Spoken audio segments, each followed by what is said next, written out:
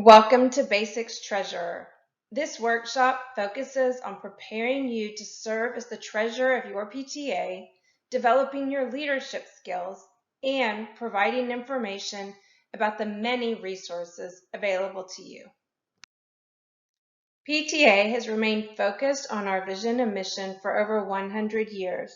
This is our dream for every child, that every child's potential is a reality.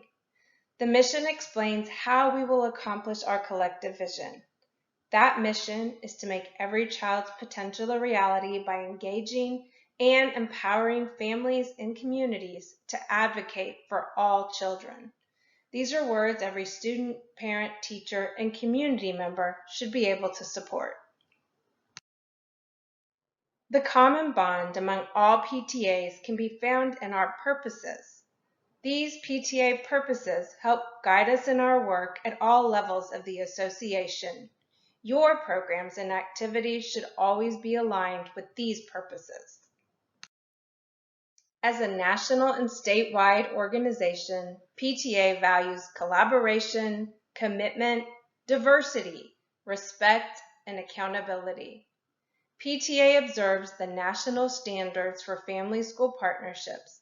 All PTAs should be welcoming all families into the school community, communicating effectively, supporting student success, speaking up for every child, sharing power, collaborating with community, and by implementing these 6 standards, you will foster positive family engagement at your campus. Texas PTA has had a cultural diversity and inclusion policy since July of 2012. However, in an effort to stay in alignment with the recently updated national PTA policy, the Texas PTA Board of Directors assigned a task force to update that existing policy. The task force produced and the Board of Directors approved the policy partially shown on the screen in April of 2021. To see the full policy and to find helpful resources from National PTA and Texas PTA, please go to txpta.org/DEI-task-force. The duties of local PTA executive board members are also listed in your local PTA bylaws. Foundations, Essentials, and Basics are the only training that Texas PTA requires every board member to take.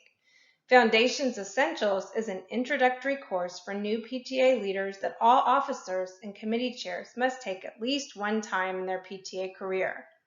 The course is offered online for a fee that is reimbursable by your PTA. The Basics series is a position-specific training and is required to be taken every time you are elected or appointed to a new role. Completion of this orientation ensures that all PTA leaders have the same base knowledge of PTA background, policies, and procedures.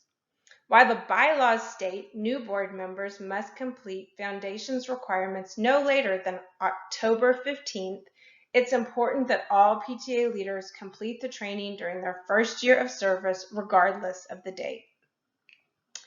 Each officer and chair completes a written plan of work. These plans of work are presented to and approved by the executive board prior to the first membership meeting in the fall and are used for budgetary planning and overall goal setting. A plan of work lets executive board members know what each executive board member plans for the year so conflicts can be avoided and connections can be made to work together on common purposes. Bylaws provide the essential information for running your PTA. Read through them thoroughly and become familiar with them. You must follow the bylaws at all times. Your PTA may also have standing rules, which include more procedural aspects of your PTA. Standing rules cannot conflict with or duplicate your bylaws. All members of the executive board are expected to attend all meetings of both the executive board and the association. Even if an executive board member does not have a report to give at a meeting, they still have a responsibility as a member of the executive board to participate in the accountability and decision-making process. The confidentiality, ethics, and conflict of interest agreement is signed and adopted by the executive board each new term. All executive board members must sign this policy per the bylaws. This policy clearly defines the duties and responsibilities of all executive board members to conduct the business of the PTA in a responsible manner without conflicts of interest. Each executive board member has a responsibility to be aware of the current activities of the PTA and to ensure all records are accurate. The secretary and treasurer depend on fellow executive board members to assist them in their roles by reading and correcting the reports. It is every executive board member's responsibility to recruit members. Your PTA serves as the front door to our association. You should seek out families in your community and school and encourage them to join and make a difference in a child's life. Your first duty in your PTA is to recruit your replacement. The sustainability of your PTA is dependent on the strength of its leadership.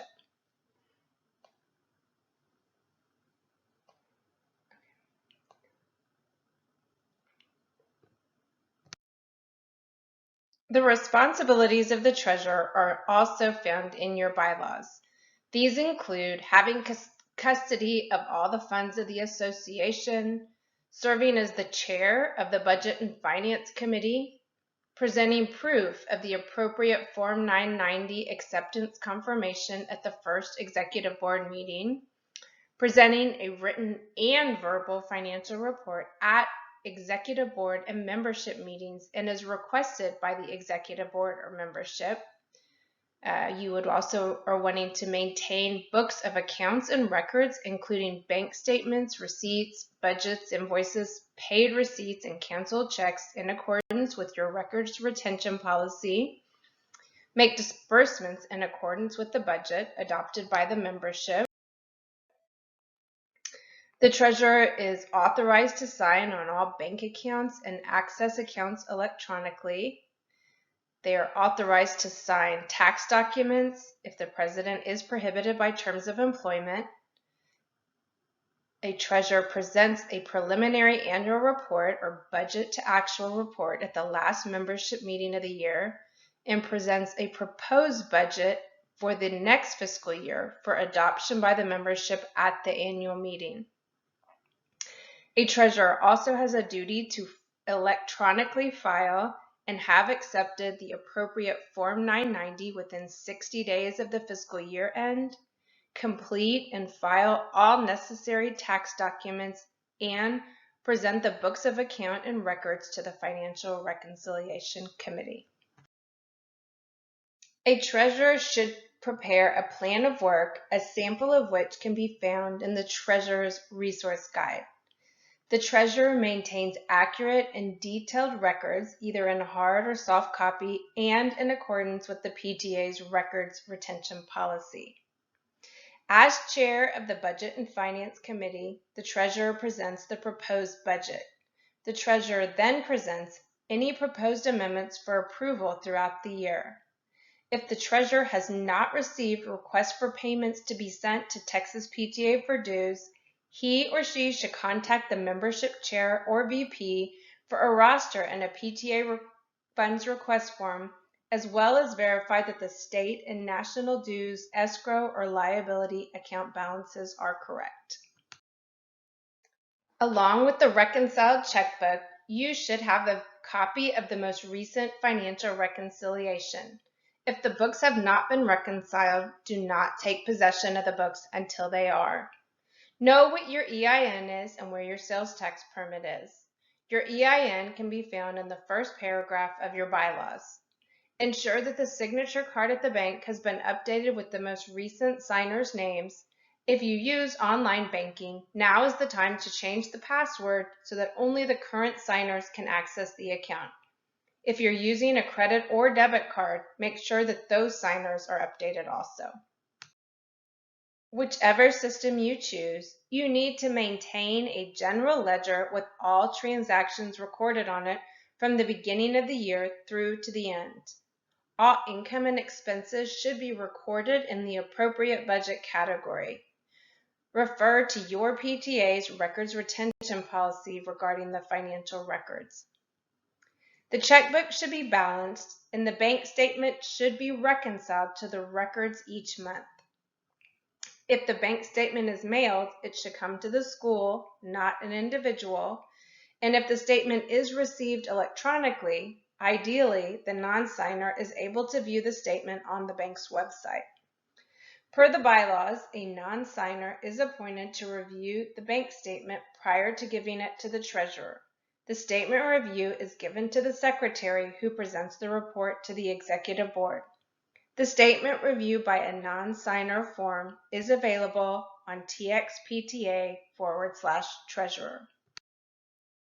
How a PTA tracks their PTA finances is a decision of the treasurer in conjunction with the executive board. Some PTAs have budgeted funds to pay for the use of an online financial tracking system. Other PTAs have few transactions and prefer to use paper ledgers or spreadsheet programs to track their finances. Texas PTA is partnered with myptez.com to provide a free membership and fee-based financial tracking tool for our PTAs. The paid product includes a web-based application with multiple user logins, customer support, training, and all the functionality you need to track your PTA finances. MyPTEZ costs between $99 and $179 per year, depending on your gross revenue. There are other programs and online systems available. There are some basic principles of PTA financial management. Authorizing expenditures is the same as approving the budget. Insurance will be discussed in more detail later in this presentation. 2 people are required to count money at the same time, and the second counter can be the treasurer. Dues should be sent to Texas PTA at least monthly. Establish a system for volunteers to get cash to the treasurer for deposit at the bank in a timely manner. As we need a funds request and a receipt or invoice for all checks written, a blank check is never an acceptable practice. We do not just give a check to the school. This does not mean we can't purchase things for the school, but when we do, we give the school a letter detailing what the money is to be used for and requesting a copy of the receipt once the purchase has been made. You can find a sample letter on the Texas PTA Treasurer webpage. All purchases, donations, and fundraisers must be approved by the PTA membership for authorization to expend and collect funds. Let's walk through the financial process from budgeting to closing the year out. Before the fiscal year ends, a Budget and Finance Committee presents the proposed budget for the next fiscal year for approval at the annual membership meeting. Check your standing rules for any requirements for service on that committee. The Budget and Finance Committee studies the current year's budget versus actual report to determine how well that budget met the association's needs, considers requests for new programs or fundraisers, and reviews any plans of work submitted and approved. It's understandable that not all PTA plans will be finalized this far in advance, so the budget need only include those income and expense items that have been planned at the time it is developed. Here are some things to consider when working with the budget. Only the local portion of the dues is listed as income. The national and Texas portion is listed outside the budget in a liability or escrow line. Liability or escrow is a fancy way of saying the money does not belong to the PTA and it is put aside. List both the income and expenses of any fundraiser. Sales tax is also held in an escrow or liability line. List the beginning balance and the balance to carry forward on your budget worksheet, either as income and expense lines or before and after the income and expense lines, depending on the financial software being used. We can't say it enough. Membership must authorize our fundraising and expenses through approval of the budget or amendments. Budget line items need to clearly indicate the intent. Remember, your membership can always amend the budget to add or update line items as needed. Petty cash is not a budget item. If an event needs petty cash, a check is written to the chair responsible for that budget line and redeposited using the same budget line. An example is getting petty cash to be used as change for your book fare. A check is written to the chair using the book fare expense budget line to get the cash from the bank, and the cash is then redeposited into that budget line after the event. When adopting the budget, it is presented by the treasurer, who is the chair of the Budget and Finance Committee, item by item. It's presented first to the executive board for consideration and then to the membership for consideration and approval. And it's always approved by a majority vote of the membership. If you're making amendments, you can just read the amendment. Check your bylaws to determine your PTA's quorum at executive board and membership meetings. Here is an example of a proposed budget. Notice that the beginning balance plus the budgeted income balances with the budgeted expenses plus the balance to carry forward. This sample can be found in the Treasurer's Resource Guide. The budget may be amended at a regular membership meeting at any time during the year without notice to meet funding needs, to adjust changes in income, or if an expense will be over the budgeted line item. Amendments require a 2/3 vote of the membership for approval. If a special meeting is called to amend the budget, then the appropriate notice would be required as per the bylaws. Each amendment is presented as it is currently budgeted as well as the proposed amendment. For example, if you would like to increase the current reflections expense line by $50, you would propose to increase the reflections expense of $200 by $50. Remember, the budget needs to balance. Adjustments in income require an adjustment to another income or expense line. Alternatively, the balance carry forward amount or ending balance can be adjusted to maintain this balance. Depending on the financial tracking system your PTA uses, the carry forward amount might be referred to as unallocated reserves. Once the newly elected and appointed executive board members approve their plans of work, the treasurer can make recommendations on budget amendments to align the current budget with the plans of work. You always have a budget in place, so you are not creating a new one, but amending the one that was approved at the annual meeting in the spring. When deciding how to budget PTA funds, always look to the purposes of the PTA. If an action or expenditure cannot be tied to one of those 5 purposes, then reconsider the action.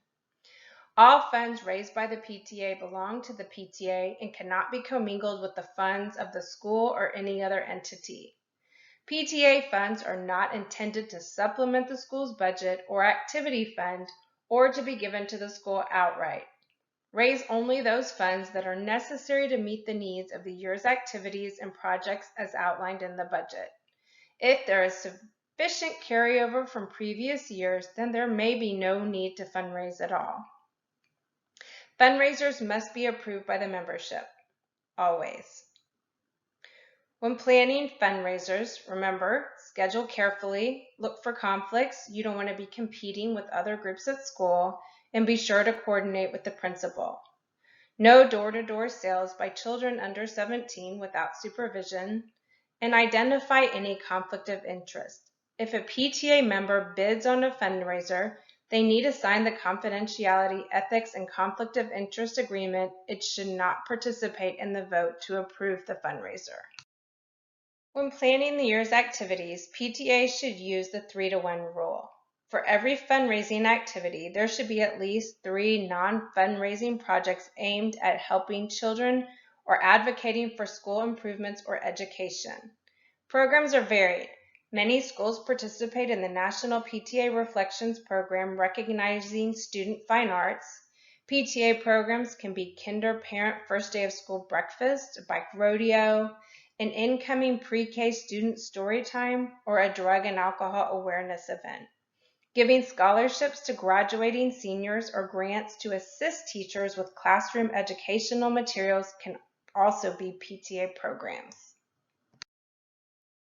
As the treasurer, you work closely with the membership chair to correctly report and remit dues.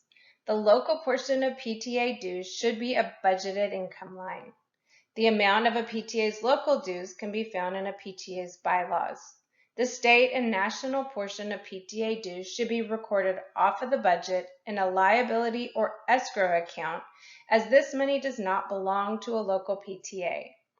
The state and national portion of PTA dues should be submitted to Texas PTA along with an associated membership roster on a regular basis, at least monthly. Each fund request form from the membership chair requesting payment to Texas PTA should include a membership roster that reconciles with the payment.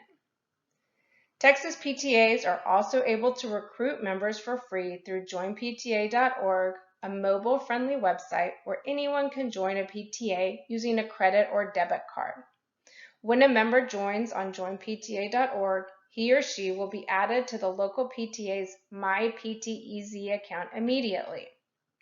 If your PTA is not currently on joinpta.org, visit txpta.org/join-PTA.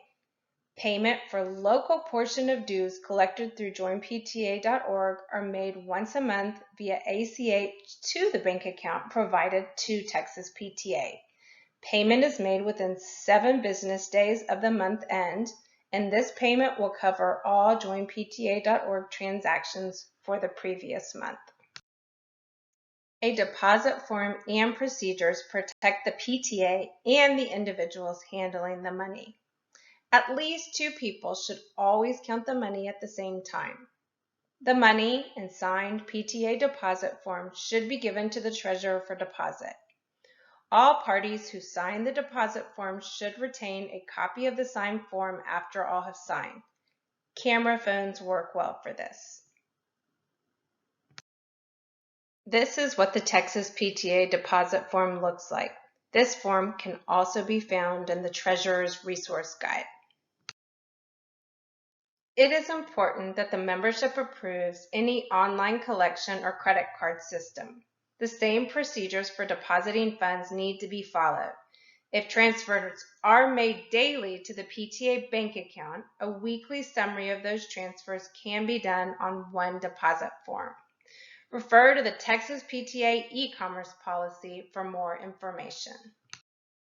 When making disbursements, ensure you have enough signers to be able to reimburse the signers, especially if your PTA requires 2 signatures on checks per your standing rules. If there are not enough funds in a budget line, you may reimburse up to the budget and then wait for a budget amendment to reimburse the rest. This is why it's critical that your executive board members know what their budget is and keep track themselves of what they have spent. All payments need a clear paper trail, so any request for funds should have a funds request form attached to clearly indicate the budget line of the expense. If you have a till for change for a carnival or a school store, you can't reimburse someone out of that till or pay a vendor's bill. A check should be issued to individuals or businesses. It is important that your membership has approved your use of a debit or credit card prior to use. There is an e-commerce policy at txpta.org/policies that must be adopted or added to your standing rules in order to use debit or credit cards. Here's a sample PTA funds request form. Notice that all expenses must be associated with an existing budget line item. When funds are requested, this form should be completed and receipts attached. Establish procedures with your executive board on how these funds requests are submitted, when they can expect to receive reimbursement, and how long they have to get those receipts turned in. This form can also be found in the Treasurer's Resource Guide. If a gift card is donated to subsidize PTA expenses, a funds request form with receipts attached should be submitted for review by the Financial Reconciliation Committee. An example would be you receive a gift card from a grocery store and use it to purchase breakfast for teachers. The receipt from that purchase should be attached to the funds request form so that the Financial Reconciliation Committee can see that the gift card was used for PTA purposes. If the donated gift card is put in a basket or given as a door prize, it does not require a receipt. When purchasing gift cards, remember that we recommend they be retail specific, not generic cards that can be used anywhere. The value should not exceed $25 and care should be taken to store them safely. An up-to-date financial report is presented at every executive board and membership meeting. The period covered should be from meeting to meeting, not first of the month to the end of the month. You can choose to run reports from the day of the last meeting to the day before the current meeting, or the day after the last meeting to the day of the current meeting. Just be consistent. The beginning balance for the reports presented at the first meeting of the year match the Financial Reconciliation ending balance. Reports are detailed and they include check numbers and payees. The beginning balance should match the ending balance from the previous report. Depending on how your financial tracking system works, you may also need to report the change in sales tax and state national dues liability accounts. There is no excuse to not have a financial report. If you're going to miss a meeting, the report should be given to the president prior to the meeting so that the president can give the report. Not having a financial report is a red flag. Here is a sample financial report. Note that the sales tax, as well as the national and state portion of the dues, has been noted escrow or liabilities. The financial report will show transactions from one report to the next, whereas the budget report shows totals for the entire year to date. The sample budget report gives you a bigger picture of the financial status of the PTA. You can see the budget compared to the year-to-date numbers. This is essential for the executive board and helpful for your members.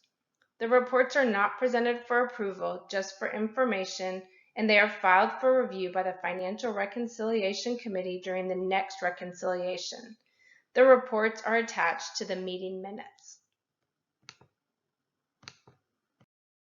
A preliminary annual report is given at the annual meeting per the bylaws. A final annual report is completed by the treasurer at the end of the fiscal year and provided to the Financial Reconciliation Committee. This report is presented by the treasurer following the adoption of the Financial Reconciliation Report at the first meeting of the year. The annual report should look like the annual budget, but with actual year-end figures. PTA is organized and operated as a 501c3, meaning we are not-for-profit, charitable, and educational, and no individual benefit means that members should not profit in any way from what the association does. PTAs have two taxing authorities, the Internal Revenue Service, or IRS, and the State of Texas Controller. We are going to review the IRS requirements first. A Form 990 is an informational return for a 501c3 organization. The IRS is required to revoke the nonprofit tax-exempt status of any organization failing to file a 990 for 3 consecutive years. This means you would no longer be a 501c3 organization. The president is listed as the principal officer. In the Texas PTA, standards of continuing affiliation require PTAs to annually electronically file and have accepted a 990 tax return with the IRS within 60 days of the fiscal year end. It's very important that the 990 be filed or the form be completed immediately following the fiscal year so that the current treasurer and president can complete the form. If your PTA files a 990N, proof of the accepted filing should be provided to the end-of-year Financial Reconciliation Committee. If your PTA files a 990EZ or a long form, a draft of the filing should be provided to the end-of-year Financial Reconciliation Committee. The 990EZ or long form should then immediately be filed following the reconciliation. The longer you wait, the more likely there will be an issue with gathering the information. All PTAs are required to electronically file one of the following IRS 990 returns. A 990N, which is very simple to complete if the PTA has gross receipts of $50,000 or less, a 990EZ in Schedules A and O if gross receipts are less than $200,000, and a 990 in Schedules A and O if gross receipts are greater than $200,000. Do not ignore correspondence from the IRS. And for more information, see the Treasurer's Resource Guide or visit the Treasurer's webpage at txpta.org/treasurer. These are some forms your PTA might need to file. If you pay anyone for services over $600, you are required to file the 990 NEC non-employee compensation form and a 1096 summary report. The most common example of this is for a DJ. Another would be an artist who performs for your school or maybe paints a mural at your school. If a PTA sells taxable items at times other than the 2 tax-free days discussed on the next slide, a sales tax permit is required. PTAs are required to collect and remit sales tax to the state controller annually unless you collect large amounts of sales tax, in which case the state may require quarterly payments. Sales tax reports must be filed on time to avoid penalties. The return is based on the calendar year, not your fiscal year, so the outgoing treasurer should leave a report of sales tax due from January to the end of the fiscal year for the incoming treasurer. Reports must be filed even if no sales tax was collected for the reporting period. Note that PTAs are only considered the determined seller and therefore required to remit collected sales tax if the PTA purchases the product, sets the price, and does its own marketing. Otherwise, the vendor, such as a catalog fundraiser company or book fair company, will collect and remit the sales tax. The following forms can be found on the State Controller website. The tax exempt form used when you're purchasing items to use for your PTA. There is no tax exempt number required for this form. The Texas Sales and Use Tax Resale Certificate for items that you purchase and plan to resell for your PTA. For example, you would use this when purchasing t-shirts to sell. The Hotel Occupancy Tax Exemption Form, if you're staying at a hotel for PTA business, can also be found on the Controller's website. 2 tax-free days, 24-hour periods per calendar year can be approved and recorded in the minutes at either an executive board or membership meeting prior to a sale event. A tax-free sale must not be a year-long activity such as a school store. The State Controller's Office has ruled that PTAs may consider advanced order sales fundraisers as one of their tax-free days provided certain criteria are met. See the Treasurer's Resource Guide for full details. A PTA can participate in the Texas Sales Tax Holiday tax-free weekend. This event does not count towards your 2 tax-free days. Be sure to keep detailed records of sales tax collected and remitted to the State Controller and include that information on every financial report. PTAs are only exempt from paying tax on items that are purchased for the purpose of operating the PTA business. Examples include binders for executive board members and paper to print agendas and minutes. PTAs are required to collect and remit taxes on taxable items sold, such as t-shirts or school supplies, except during tax-free days. If your PTA chooses to reimburse sales tax for purchases at a specific vendor, as some stores will not accept the tax-exempt form, that should be detailed in the standing rules or voted on and recorded in the minutes of an executive board meeting. A best practice is to not reimburse sales tax. Operating a local PTA is much like running a small business. Businesses need insurance to protect their investment, and the same is true for PTAs. Insurance is available in the following categories. Embezzlement, also known as fidelity bonding, is recommended to protect your money. General liability for events to protect your organization. Directors and officers or professional liability to protect your leaders from accusations. Property to replace PTA property if damaged or lost. Accident medical endorsement to complement your general liability policy. At a minimum, embezzlement insurance or fidelity bonding and directors and offices or professional liability is recommended. We encourage you to call your insurance provider, such as AIM, to discuss the amount of coverage that's right for your PTA.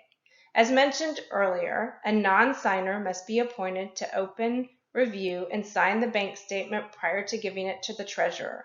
This is required for embezzlement insurance eligibility. The checklist is on the Texas PTA Treasurer webpage, txpta.org/treasurer. Texas PTA has added the electronic viewing of account statements to the Treasurer's Resource Guide, and this no longer requires membership approval. A financial reconciliation must be completed at the close of the fiscal year, but a financial reconciliation must also be conducted when any authorized check signer is added or deleted on any bank account and upon documented requests in writing or verbally at a meeting by the president or 3 or more members. This is not a witch hunt. The committee will find things. That's what they're called to do. This is an opportunity for the executive board to identify areas to work on for the next year. The president appoints the Financial Reconciliation Committee, and the committee is composed of not less than 3 members. No one who's an authorized signer on any bank account may serve on the committee, nor can they be married to or living in the same household as a signer on the account or the secretary. The current secretary and the incoming treasurer may also not serve on this committee. If requested, the president must appoint a committee within 10 days of the request, and the reconciliation must occur within 20 days of the formation of the committee. The Financial Reconciliation Committee should use the checklist and form on the Texas PTA Financial Reconciliation webpage, txpta.org/financial-reconciliation. The checklist includes confirming that the appropriate 990 was filed. The 990 should be filed electronically within 60 days of the year end and can be filed at any time after the close of the fiscal year. The committee presents the report at the first regular membership meeting following the reconciliation, and the report is adopted by the membership. The annual report should be attached and filed with the official records. This report is not the preliminary report that is presented at your annual meeting. The annual report that is attached to your financial reconciliation covers your entire fiscal year. The Financial Reconciliation Committee findings and recommendations are reviewed at the first executive board meeting following the report to the membership. Some of the duties of the outgoing treasurer include preparing a sales tax report for the incoming treasurer, completing and filing the appropriate IRS Form 990, preparing all financial records for the Financial Reconciliation Committee, delivering materials to the Financial Reconciliation Committee chair and being available to answer any questions, and enjoying all the free time you have once your duties are complete, and pat yourself on the back for a job well done. All executive board members keep a procedure book, either in print or electronically, which contains all the materials important to the work of their office or committee. This procedure book is passed on to one successor or the president within 15 days of the successor assuming the position. Your procedure book should include a copy of your bylaws and standing rules, a current roster of the executive board and committee members, all items related to your position, and meeting documents of both the executive board and your committee. Texas PTA's membership year begins on August 1st. Membership recruitment should be occurring year-round. You can find all of our membership boards on our website. Local PTAs must meet the following requirements each year to obtain active status with Texas PTA. Remit to Texas PTA state and national membership dues for at least 20 members. Submit to Texas PTA the name and contact information of at least one current executive board member, preferably the president. Local PTAs must comply with all of the following standards to remain in good standing with Texas PTA. First, maintain active status with Texas PTA. Second, report all members and remit all state and national dues to Texas PTA each year. Third, submit to Texas PTA the name and contact information for each executive board member within 15 days of election or appointment. Each executive board member should submit their own contact information through the Submit Board Info link on our website homepage. Fourth, review your bylaws and standing rules every 3 years and submit to Texas PTA for approval. And finally, each year, within 60 days of the fiscal year end, electronically file and have accepted the IRS Form 990 Return of Organization Exempt from Income Tax. This is sooner than required by the IRS. The outgoing treasurer should file the 990 as soon after the fiscal year ends as possible. Your council PTA and field service representative are excellent and convenient resources for you. Texas PTA's staff and volunteer leaders are here to answer any of your questions regarding your position. Our toll-free number is 1-800-TALK-PTA or email us directly. The Texas PTA Treasurer webpage contains many useful resources that are available to PTA members, including the Treasurer's Resource Guide. You can reach the Texas PTA Finance Department at finance@txpta.org and the Texas PTA Treasurer at treasurer@txpta.org. National PTA's website, pta.org, is another valuable resource. Thank you so much for your time and attention. I hope this training has been beneficial and that it will make your work in PTA easier and more enjoyable. If you have any questions in the future, please know that your field service representative and council leaders are always ready to help.